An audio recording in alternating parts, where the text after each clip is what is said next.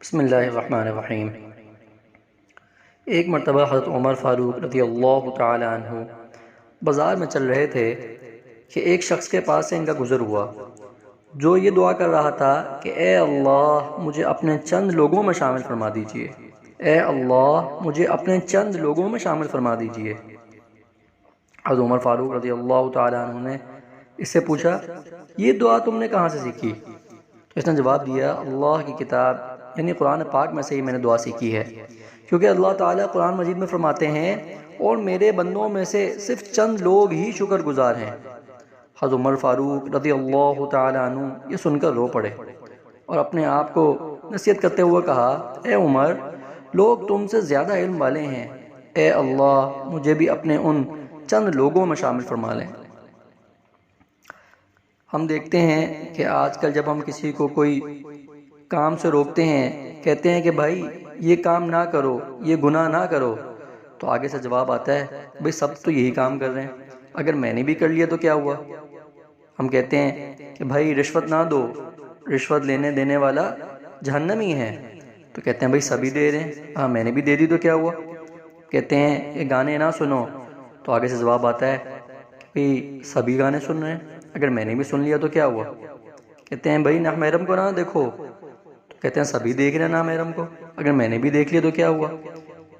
اسی طریقے سے مختلف چیزیں، گناہ کے کام، کسی بھی کام سے روکا جائے تو آگے سے جواب یہی آتا ہے کہ سب یہی کام کر رہے ہیں۔ تو اس بات کو یاد رکھنا چاہیے کہ جو ہر بندہ کام کر رہا ہو ضروری نہیں ہے کہ وہ کام ٹھیک ہو۔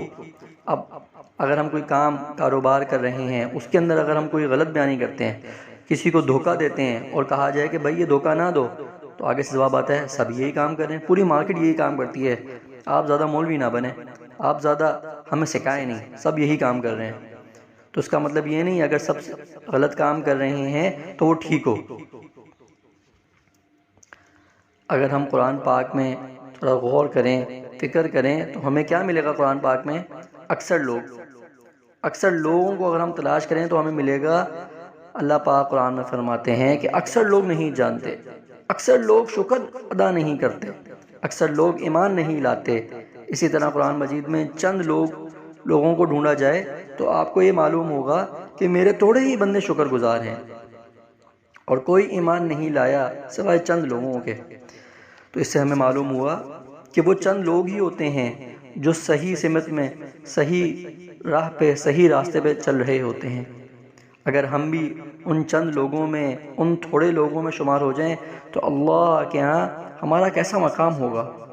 اللہ پاک قرآن میں بار بار فرماتے ہیں کہ وہ چند لوگ ہیں، وہ کم لوگ ہیں جو میرے شکر گزار ہیں۔ اللہ تعالی ہمیں بھی سیدھے راستے پہ اور ان کم لوگوں میں شمار فرما لیں جو اللہ کے نزدیک ان کے محبوب نبی کریم صلی اللہ علیہ وسلم کے طریقوں پر چلنے والے، صحابہ کے طریقوں پر چلنے والے ہیں۔ اللہ تعالی ہمیں گناہوں سے توبہ کرنے کی توفیق عطا فرمائے اور سیدھے صحیح راستے پہ چلنے کی توفیق عطا فرمائے، اور جتنے بھی غلط کام ہو رہے ہیں ان کو غلط سمجھنے کی بھی توفیق عطا فرمائے۔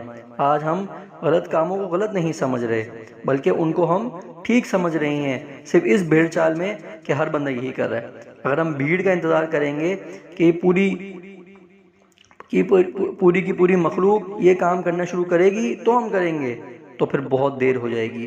ہمیں ابھی سے یہ کام کرنا ہے۔ قافلہ جو ہے وہ ایک ہی بندے سے شروع ہوتا ہے اور پھر وہ قافلہ بنتا ہے۔ اللہ تعالی ہمیں سمجھنے کی توفیق عطا فرمائے۔ وآخر دعوانا ان الحمد للہ رب العالمین۔